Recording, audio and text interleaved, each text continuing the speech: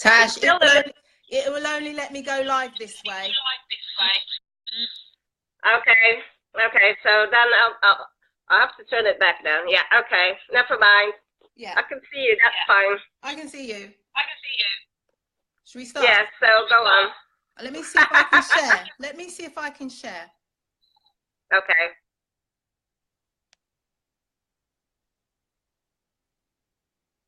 Right.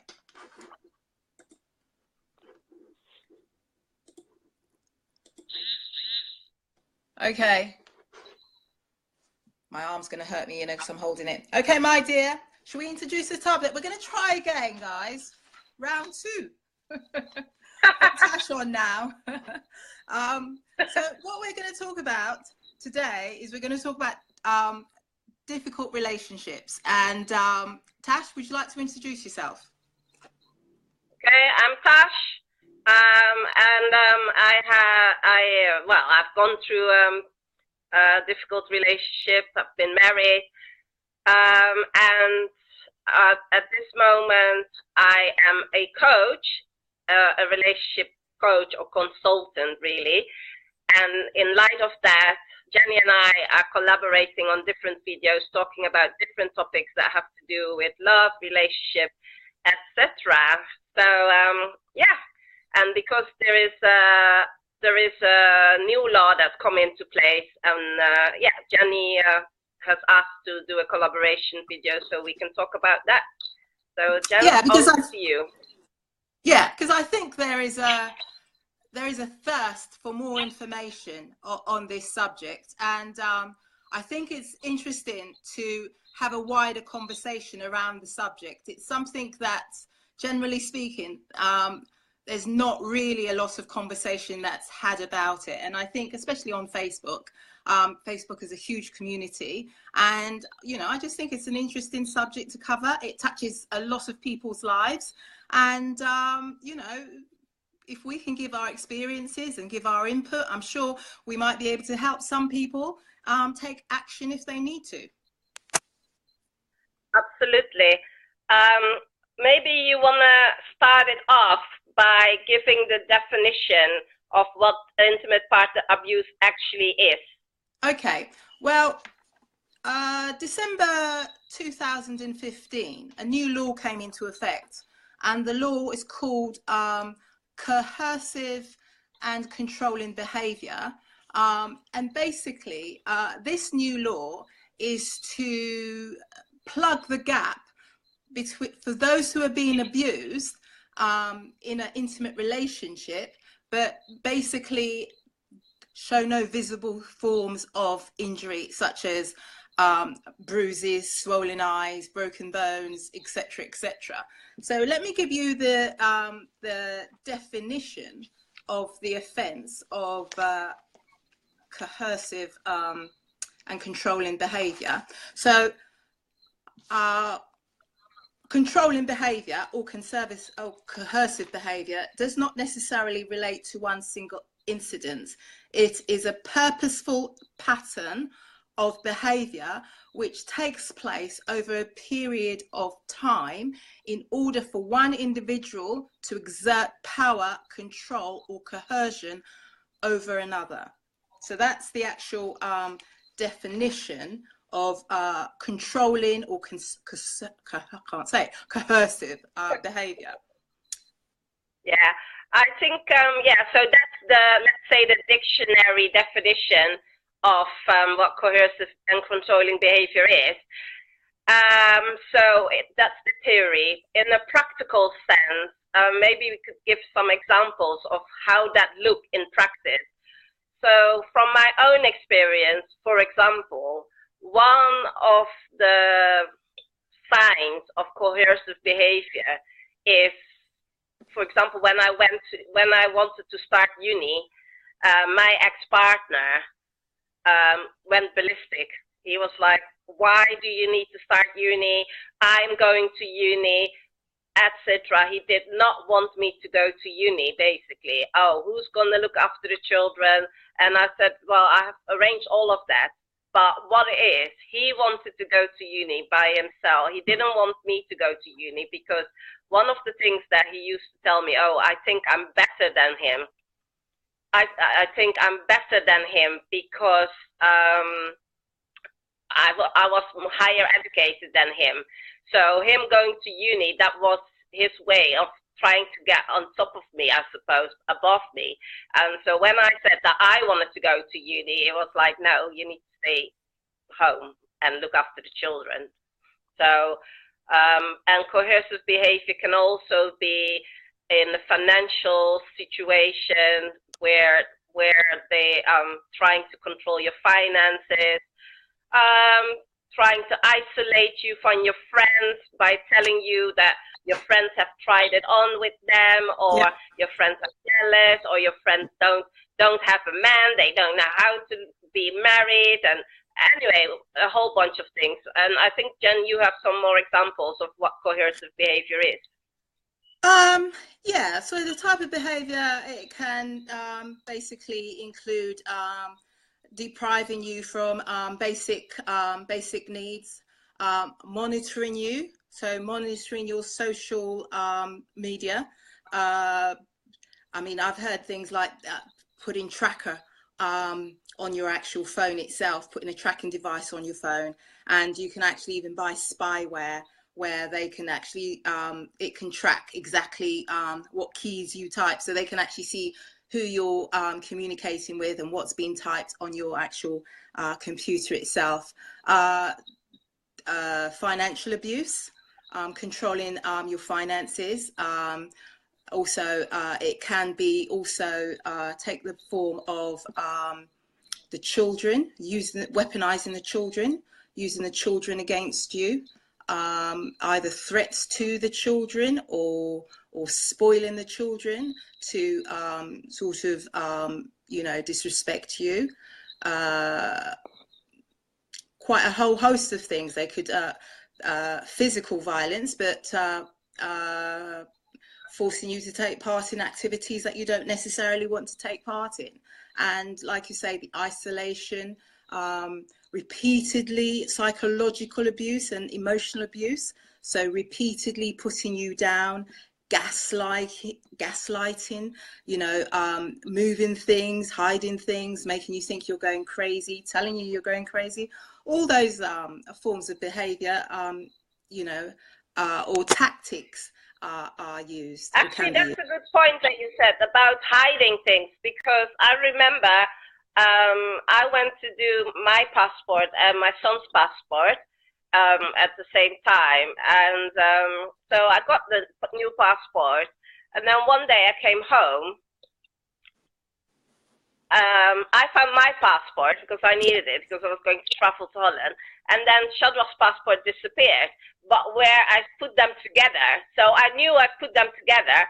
And then he came and said, oh, he needs Shadra's passport. He needs to check something, blah, blah, because he wanted me to realize that that, you know, oh, I can't find his passport. So it's exactly what you said. It's trying to, it's mind games, trying to tell you that you're going crazy. And I'm like, well, I can't find his passport. It was together with my passport, so you can better hand it back over to me. And he kept saying, I don't have it. He doesn't have it. He doesn't have it. And I said, the two passports were together. So if one is there, the other one has to be there as well.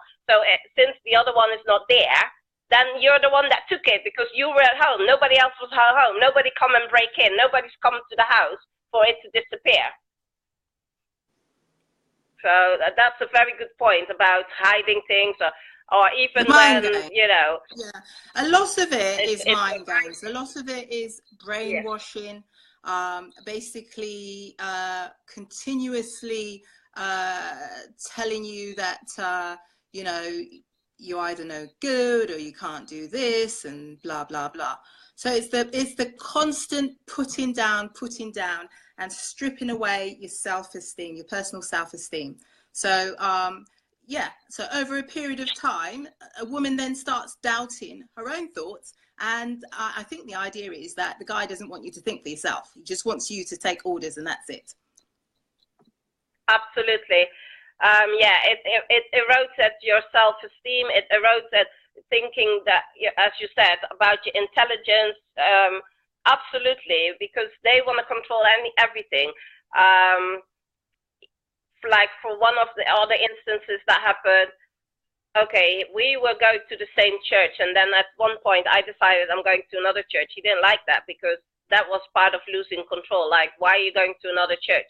Like, and then when I decided, there came a point that I didn't want to go to church at all, and it goes crazy because I'm not going to church. But the point is, the lots of Sundays that he didn't go to church, I was going to church, dragging not dragging, but carrying 3 babies with me. And then on Sundays, when I choose to leave the children at home, he would tell me, why am I leaving the children at home? Because I'm tired of walking everywhere with my 3 children without your help. But, you know, and then telling me, oh, or not even me, telling his friends that, oh, I'm a bad woman, I'm a bad wife because I don't take the children to church. And it's like, well, you're not doing anything. If it's going to church is so important to you, you take them to church. So yeah, all of that is all mind games. Yeah. Let's move the conversation on a little bit to talking about, you know, the other forms of the abuse and what you can do to sort of protect yourself when it starts or when it's happening or when you're in the middle of it. Well, the main thing is to recognize the abusive behavior, because especially with coercive behavior or controlling behavior or whatever you want to call it, the emotional and psychological abuse, it's very difficult to pinpoint that, oh, actually, this is what's going on in my relationship. But once you recognize and see the red flags, the things that we call red flags of the abuse, and want to get out, I always say to people, run as fast as you can. How do you run? I tell you an example of my own example, a way of my own example is, I said it was Christmas time and there was a Christmas service at church, and I said I'm going to church with the 3 kids. And what I'd done, I packed little bags of my children, little backpacks, and I put their favorite toy, and I put a change of pajamas. And once we left the house, I said to my kids, we're going to church, but after church we're not going home. We're not going back home anymore. We're running away. Mom is running away. As long as they were, I mean, they were only like 3 and 2, I suppose. Yeah, something like that. They understood, especially my son. He understood what was going on, and I commend them because they did keep quiet. They didn't tell anybody that. So I run. Unfortunately, I found myself back, but that's the story for later or other time. But what I would say, if the abuser, once you acknowledge that, you know, you're being abused, tell someone. That's the first. Tell somebody. Let people know that this is happening. Secondly, as soon as you get an opportunity, whether they're going to do shopping or they're going to work or they whatever, yourself up and your children, if you have children, and leave. Don't think about your documents. Don't think about your material things. All those things, they can be replaced. Your life can't be replaced. Your children can't be replaced. So, and go to the police station, because when you go to the police station and say, look, this is what's happening, I don't have anywhere to go, they have a duty of care to make sure you're safe. And that's what will then kickstart, you know, the support, the help that you need to get out and to leave this person. Yeah. So that's what I would say. Just they will then signpost you to the professionals to help you, etc., etc. But your first port call is tell people close to you. Obviously, you need to watch who you speak with, because what tends to happen, as we said earlier, the abuser will try and isolate you, And then what happened? The people that are around you are people that connected to him, which was what happened to me. The only people that I knew were people that are all connected to him and have the kind of the same pattern of thinking, whatever by cultural indoctrination or religious indoctrination, but they have the same thinking. So what's happened then, you can't break free because you keep in that circle, but try and find somebody you can trust and tell them what's going on. And as I said, as soon as you can, just leave. Just leave, don't look back, go to the police station, and they will have a duty of care to help you further. Can you give us a little bit of information what happened to you when you decided to make the move, when you decided to leave? Yeah, so the first attempt I made to leave, do you talk about that, or you mean the last event of him coming back in the house? Yeah, whichever you wish to speak about. Okay, I'll tell you both. Anyway, so the first one, when I tried to leave, but as I said, I didn't have my own friends really. I didn't have everybody I knew was connected with him. And I ended up going to stay with a lady from church. And she was living in just a one room with her daughter. But she has the same thinking as my ex-husband, basically. But anyway, before that, so I got there. I got at her house or at her room. And after 2 days, it's only after 2 days, my ex noticed that I haven't been home for 2 days, that I wasn't there. That's how much he cared about me and the children, that he didn't even notice that we hadn't been at home. But anyway, after 2 days, I got a message from the police saying that I need to come to the Forest Gate police station. So I went, and then they said, oh, there has been a missing people report being filed. And I said, I'm not missing. I've run away from home because of domestic violence. I'm not going back, and don't tell him where I am. So that then set everything in motion, that they didn't tell him where I was. They just said they found me, they know where I am, but they're not telling him where I am. But when I went back to my friend, or, to the lady where I was staying, and she had this thing, oh, just pray, it will be better, blah, blah, blah, blah, blah, whatever, fast, whatever, a whole bunch of baloney. Sorry, I don't mean to offend anybody. That's the last thing you needed, yeah, prayers and, yeah, that's exactly, not what you needed. Exactly. So, and then what happened? I ended up going back home because at that point, I wasn't aware that if I had gone to the police station and said, I don't have anywhere to go, they have a duty of care to help me. I didn't know because I wasn't brought up here. I wasn't raised here.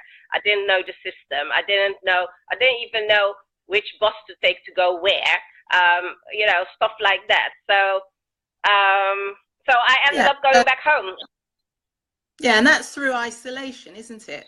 Because you weren't allowed to educate yourself about the society, the culture, the system, basic things like transportation, how to use a bus, how to get from A to B, and to actually, make your own personal contacts in your community.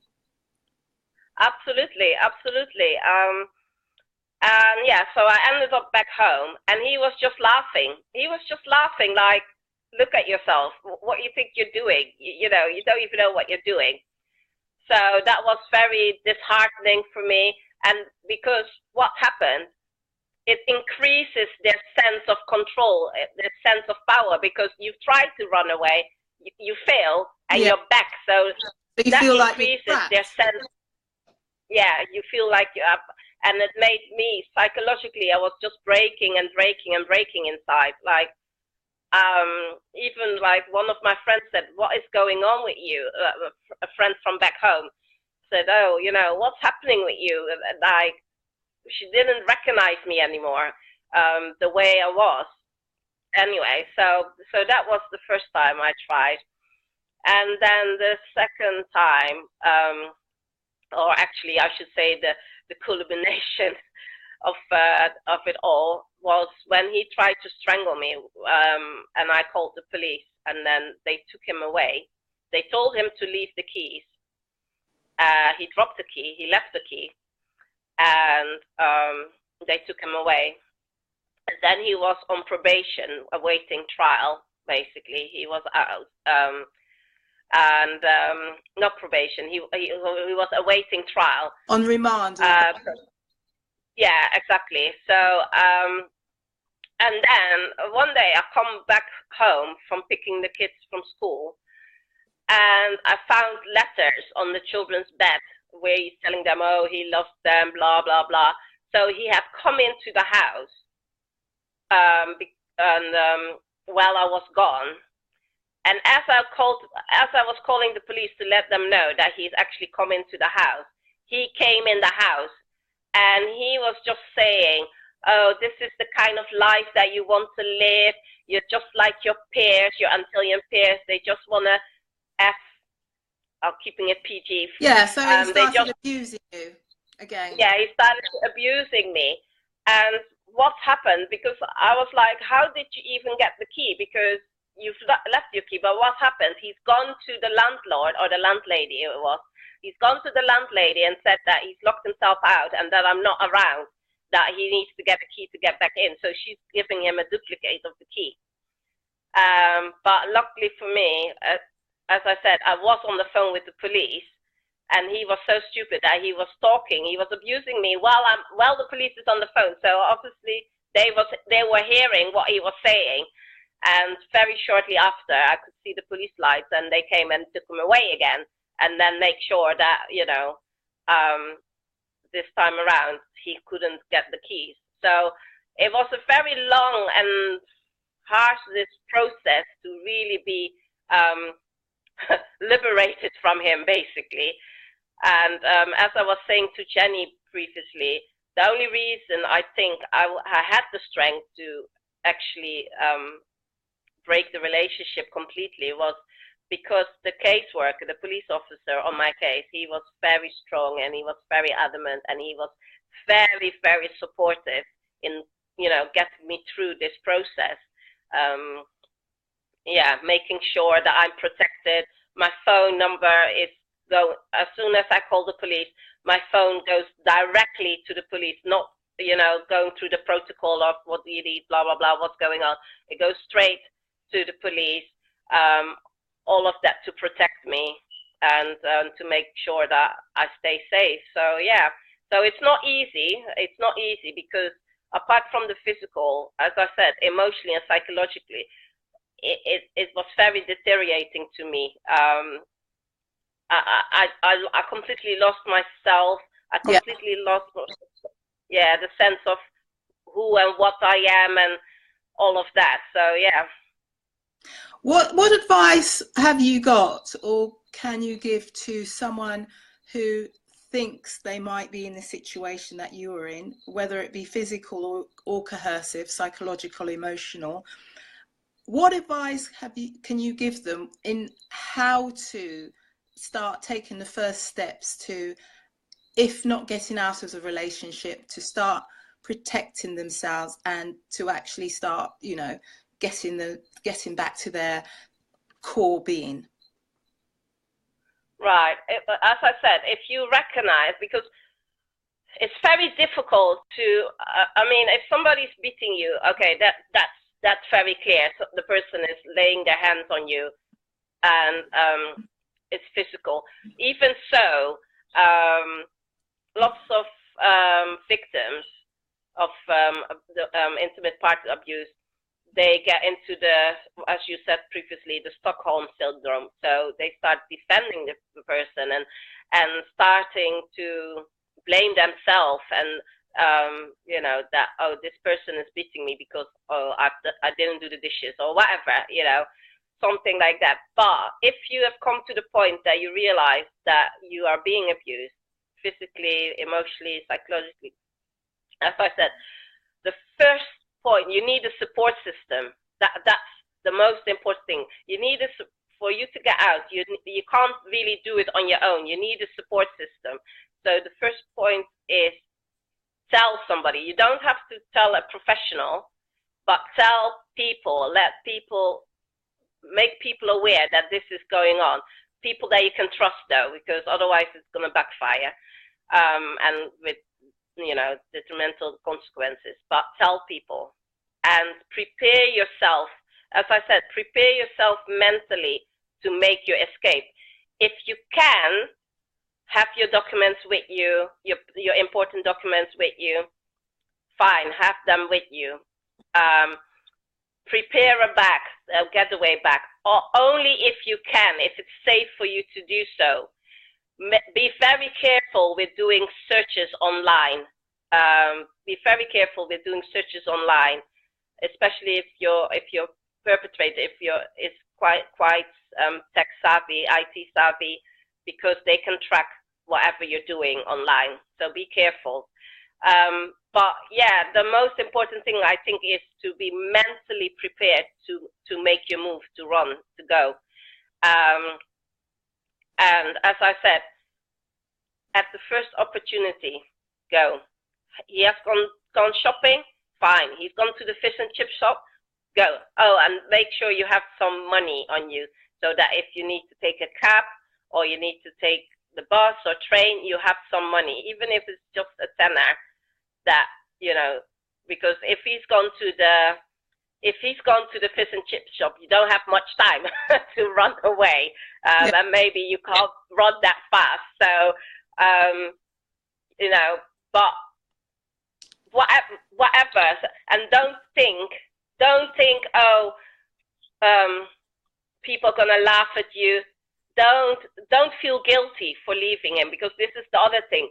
Lots of abusers, they play on your emotional, saying, like, there's some abusers, they will say, oh, they will kill themselves if you leave them.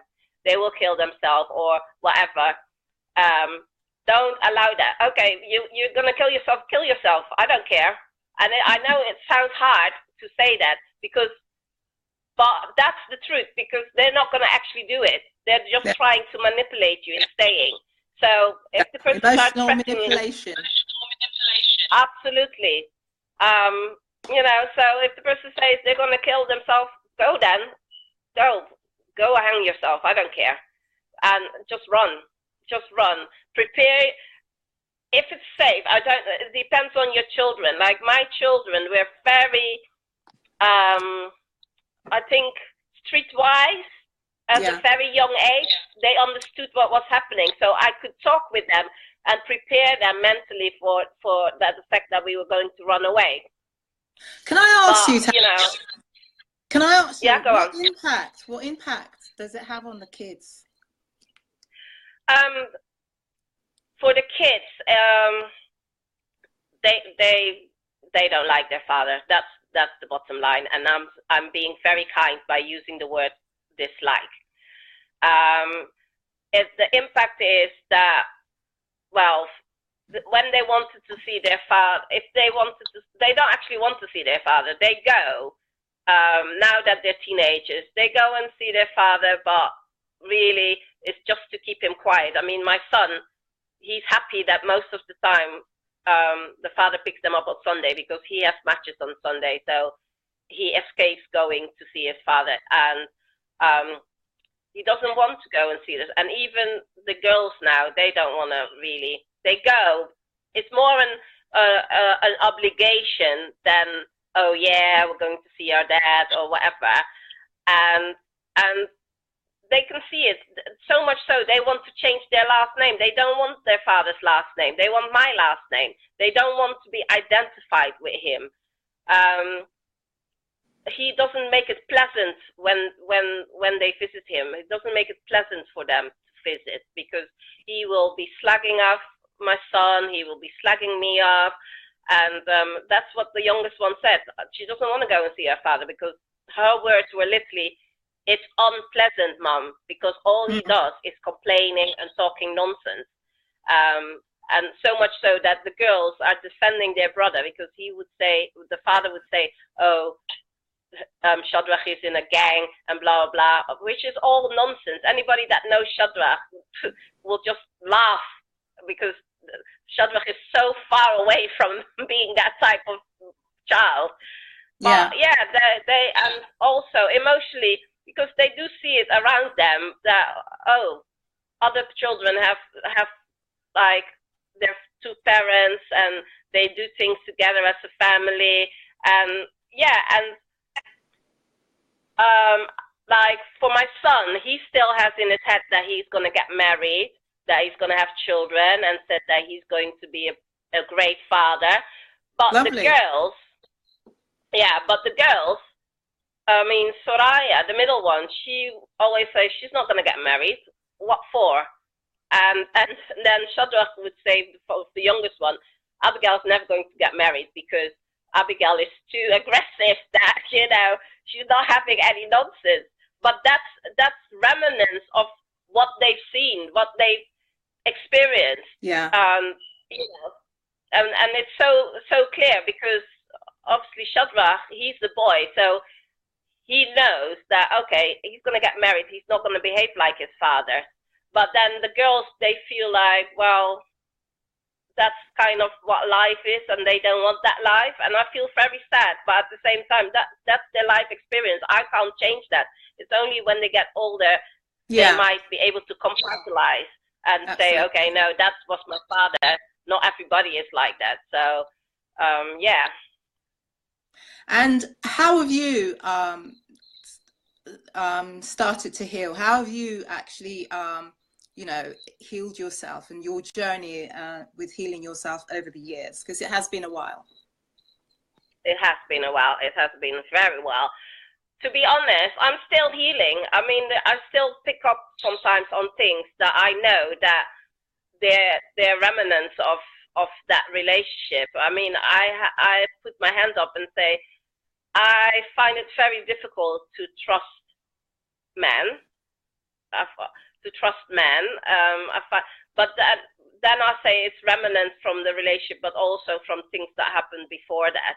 But in general, I'm still, you know, this is actually a form of therapy for me. Me telling my story, not being scared, because I'm open and honest, because that's like an empowerment tool for me, that he doesn't have that hold on me anymore, that I'm going to keep quiet of what. No, I'm telling my story because I want other women and men to know that, oh, you know, don't stay in the victim role.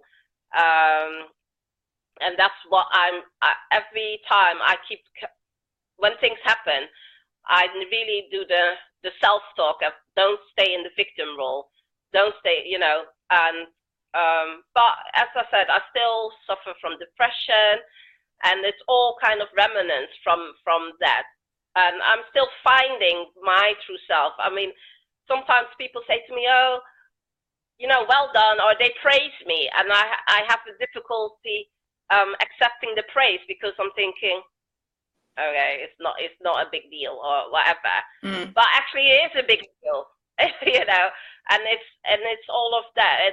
And the self-talk, I mean, lots of times, because he always used to say to me, oh, if I leave him, no man is going to look at me, because look at how fat I've become, and I have 3 children. No decent man is going to want to be with me. And I still have days when you know, if my partners say, like, oh, you look really sexy, or you like really beautiful, I'm kind of like, okay. Yeah, I don't really. You've got to learn. Exactly, you've got to be comfortable and comfortable in accepting the compliments, and you know, and like you say, that is, you know, working on yourself further, the inner self. Absolutely. So I'm not saying that, oh, I'm healed. You know, maybe it's a lifelong process. Maybe I'm never going to be completely healed, and that's okay. As long as I'm doing the things that I need to do, you know, I'm reaching my goals and my dreams. Yeah, I think it exhibits the trauma, you know, that you've gone through, both psychological and emotional. I mean, the bruises have healed, broken bones have healed, but the psychological and emotional damage is still there. And that does take a long time to actually heal, and for you to get back to your inner being and your true spirit. Absolutely. And you're saying about bones have healed and stuff like that. But the truth is, every day I look in the mirror, I can still see my scars, because from one of the attacks, when he threw a plate at me, and I ended up with 22 stitches in my head, and I can still see it. It's fading, but it's still there. So every day I look at myself in the mirror, I can see it. I can see, you know, I can see this history, basically. Yeah, but those are your survival wounds. You're a warrior. Absolutely, absolutely. That's what I call them now. My warrior. My sides. I'm a warrior that I've gone through, and I survived. Not only survived, I've conquered. Because surviving is kind of the first point. You survive, but when you conquer, that means that you're on top. So yeah. And you have conquered, actually, Tash, because you're extremely brave to do this and to talk about your experience. And it's not everybody that can do that. And by talking about your experience and what happened to you will help other people, because it'll, you know, some people, it'll sort of wake them up or trigger a light bulb, or, you know, trigger them or force them to do something about their situation that they probably didn't have the courage or the guts to do before. So, yeah, well done. You know, what you're doing is helping people. Absolutely. Yeah, thank you. That's really my goal. I'm not here to have a pity party. I'm here telling my story because I want other people to take courage, to be inspired, to be motivated, that you can get out. It's a long journey, and it's going to be very hard and very, you know, going to court and recounting and all of that. It's very traumatic, but you can come out of it. You can come out at the other end, and you can be successful in your life and reach your goals and fulfill your dreams, etc. So definitely, this is why I come out and tell my story. As I said, if you are in my circle of associations and you're going through and you need help, I am here. I don't care whether it's 3 o'clock in the morning or whatever. I am here. Just ring me, because I will not tolerate somebody going through it and not knowing that there is help for them. Definitely, that's one of my goals in life, to help other, well, predominantly women, but as I said, men as well, to come out the other end. And as the statistic says, that 2 out of 3 women at some point in their life will experience domestic abuse. So if you're with 3 people in a room, just think about it. If you're not the one being abused, absolutely, 2 out of 3. Yeah, and that's why it's so important to actually make more people aware of, you know, what it is, and especially the beginnings of it, to see the red flags, to see the subtle signs, the subtle beginnings, the subtle signs of control in behavior, because it starts somewhere, and most people don't notice the beginnings. It's only when they get into it, or if someone else points out to them, oh, well, you know what, the way he speaks to you is not really nice, or it's not normal, you know, before you actually think, oh, right, you may be right. It's true, because with me, another example is when we were still living in the Netherlands, it didn't get physical. And the reason I know it didn't get physical, because that's my turf. I know my way around. I have my family and my friends there.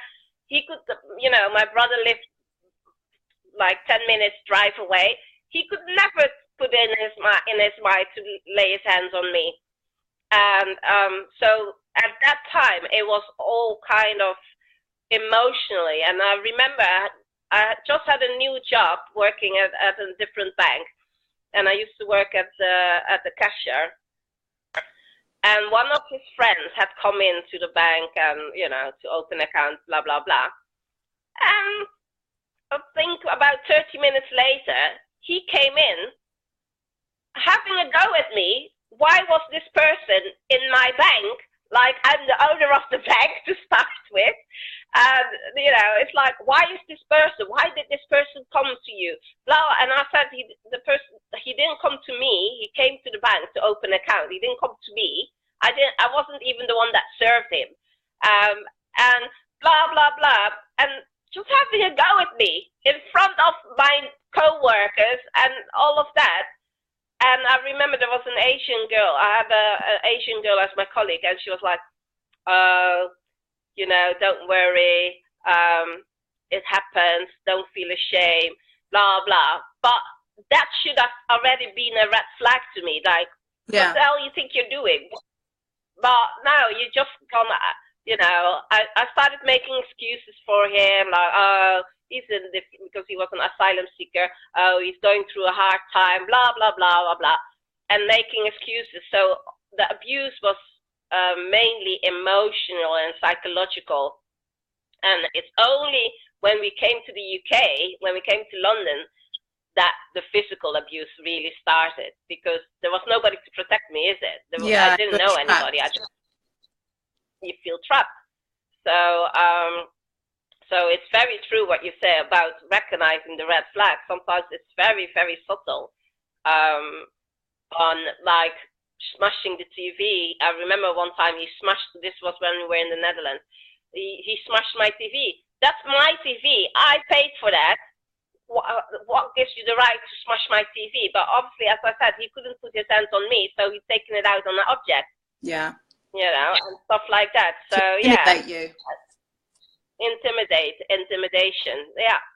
So it's very, very subtle. So I think that's the first thing, to recognize the red flags, to recognize the subtle behavior that you are before it actually becomes physical. Because lots of people, especially abusers that are a bit higher educated, they don't straight go for the physical abuse. They start with the coercion, the mental, the emotional abuse, the manipulation. Yeah. And also some of the domestic abuse never goes physical. Some of it never goes physical. Yeah. 1 minute. There's somebody knocking at my door.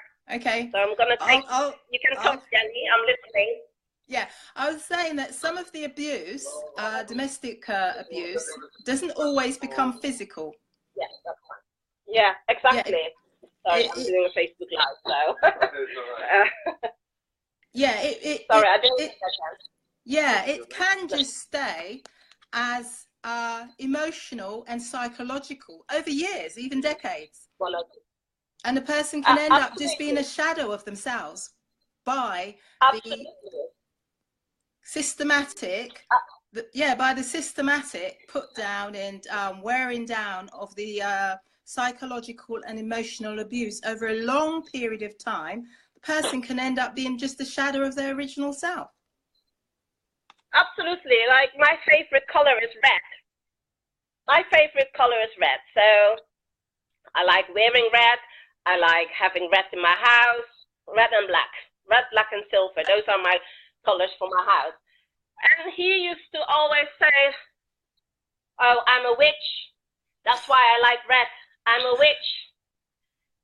You know, and it seems like minor, but if somebody keeps telling you you're a witch, not that you're going to think you're a witch, but it is kind of like starting to think, because what happened with me, okay, I started to wear less red because I didn't want to hear that I'm a witch.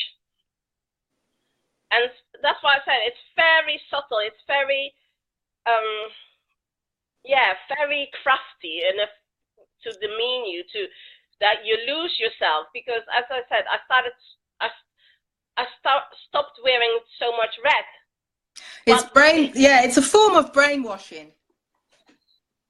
Yeah, but wearing red, that was part of me. I like red, and there's a reason why I like red, because it fits my personality. Yeah. But then, because of him, I stopped wearing red. So then you lose a part of yourself. And it sounds very simple or very like it's very minor, very subtle, but it's an important part of your identity and who you are and who you associate yourself with, what you associate yourself with, rather. Absolutely. And another thing, I still love, I love watching Judge Judy. And whenever I was watching Judge Judy, he would tell me, yeah, you're a bad woman. That's why you're watching Judge Judy. So you know how to do bad things and get away with it. So then what happened? Stop watching Judge Judy when he's around. So little by little by little, it's eroding your personality. It's eroding who you are, your essence. And again, they seem like minor things, but when you add them all up, then it's like, oh, where's Natasha gone? Yeah. There's nothing left of me. It's just Joseph. You know? Yeah. So what we can do is at the end of this, we can put various links so that if people want help or want to know where to get help, we can actually put them below. And I'm going to put the link for the definition of the law of coercive behaviour underneath this link and the other video as well. So yeah, is there anything else you'd like to say before we finish? Oh yeah, well as well.